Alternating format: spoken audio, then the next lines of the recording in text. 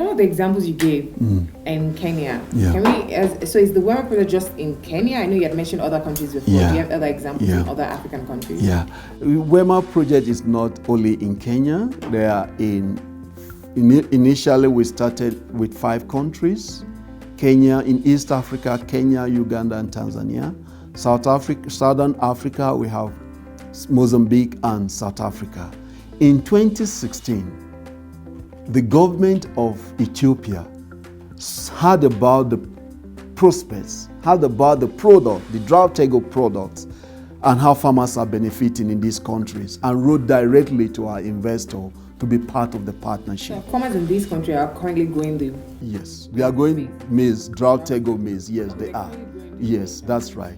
We are currently growing drought-tolerant maize. And in 2016, the government of Ethiopia approached our major investor and requested to join the partnership. And by 2017, they joined. And now we are doing testing there, and results are also very fantastic.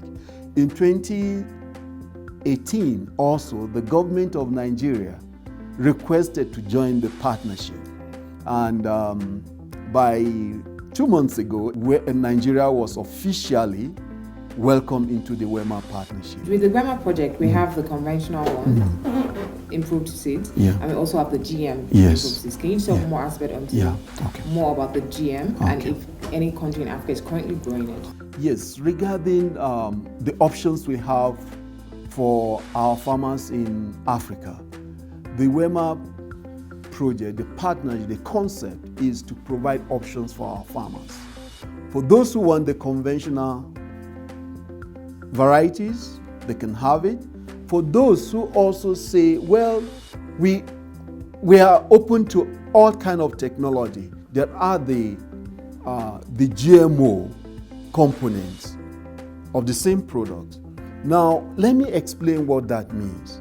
Like I mentioned, developing drought-tolerant varieties take time. I said for 10 years, you can only get yield advantage of 15%.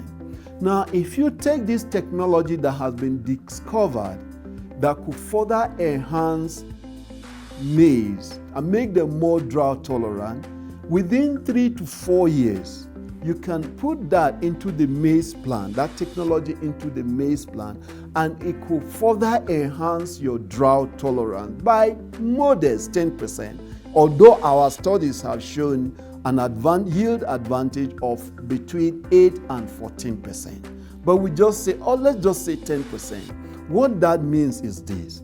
If you are growing the conventional variety that I mentioned, they are drought tolerant, and you take the one that are GM. If you get, for example, 100 bags with the conventional, and I grow the GM version with the further drought improvement, I will get 8 to 10 bags, for example, extra, which means if you have 100 bags, I will have 110 bags. There's a lot of misconception that we have, a lot of myths about these technologies. And can you address some of them? Yeah, the myths about GM technology has been there, and it's been there mostly in Africa, because other parts of the world, people have embraced the technology. They are using it to make good money, make profits. I can name them. We have the top 5. We have US, United States of America, we have Canada, you have Argentina, we have Brazil, we have India. They are growing this technology. Let's not go too far. Here in South Africa, they've been growing GM technology for more than 20 years. So you ask whether it's safe. That the issue of safety or not safe. You ask yourself, in the last 20 years or thereabout in South Africa, let's not go to the US, has the population of South Africans gone down? If it is not safe, if it is not healthy, what would have happened? The population will go down. So doubting the safety, to me, in Africa, is not because the technology is not safe, those who are against the technology. You can Google them. They call themselves Environmental Non-Governmental Organization, ENGO. Do you know the annual budget of this group of people? Annual budget, $10 billion annually. This is a budget, which means there's a business. So what they are doing, this group of people are creating fear in the minds of our people by saying this technology is bad. So when you create fear, what do? You bring an alternative to fill that vacuum that has been created. And so they say, well, we have an alternative. Don't go for GM. We have an alternative. Alternative is to grow organic food. And so as you're doing there, more people are going for organic because they feel that the other ones are not safe. And the tendency is that they are making more money at the expense of our poverty. So the benefits of using the new technology that gives insect protection, especially now that we are seeing that it protects even fall armyworm, the new pet bug, is that you spray less. For you to get, from our study, for you to get equivalent yield, you have to spray every 2 weeks using different chemicals. Sometimes the chemicals may not even be available. So you spend extra cost, that's extra input into your production, cost of production becomes higher. In addition, the health hazard associated with use of chemicals is very huge. Not only that, when you use this chemical, it goes into the groundwater and it affects the population. So the health hazard is not just for the community spray, also affects the other community.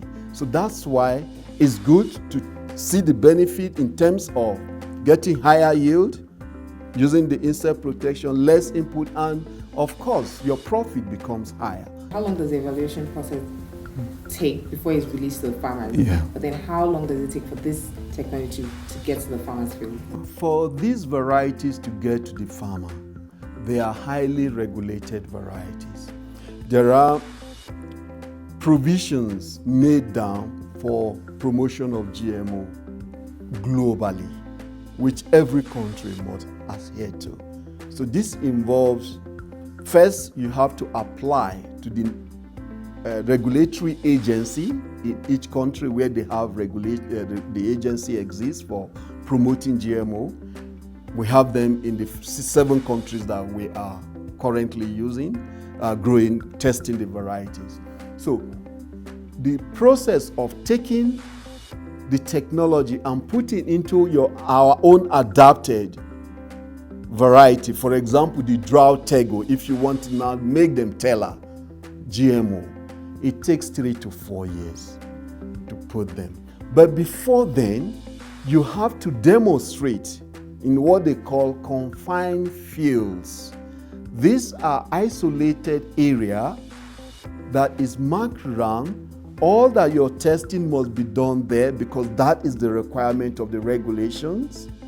From the regulations, you don't take any crop out until when the regulators have seen the product. You have demonstrated that in our own African background, this technology works, it's efficacious in controlling the insect. It's also efficacious in being drought tolerant in the case of the TELA product.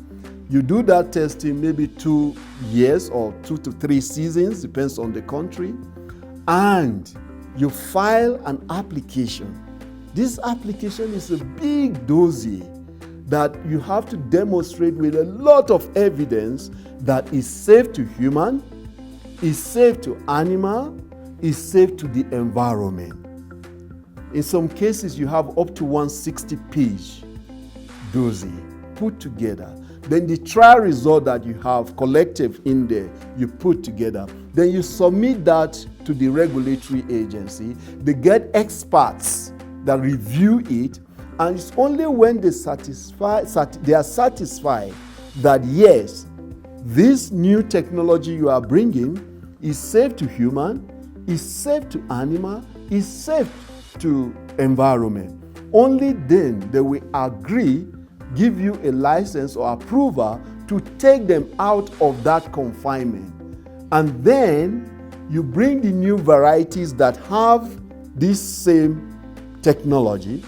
You test them now like you would normally test your variety across the different agroecologies where maize is grown. And those that are superior to what farmers have been growing will then be approved or certified to get to the farmer. It's a long process, but it depends on the regulation in each country. So what can the policymakers do to help farmers get access to this technology? What I would say here is let the government in each country provide the necessary regulatory environment that will lead to conducive testing of this technology and allow the farmers to have a choice. This is what I always preach. What I would say is governments in Africa should stop arguing about this technology. They should support the technology, provide the enabling environment, allow those who are promoting technology to test with farmers, and allow farmers to make their choice of what they want and what they don't want. WEMA TELA MAIZE Project is a project that has been established to develop drought-tolerant and insect pest protected maize to address food security in Africa. And farmers want the product. Governments in all the countries should support farmers to get this product. That's what I will tell them.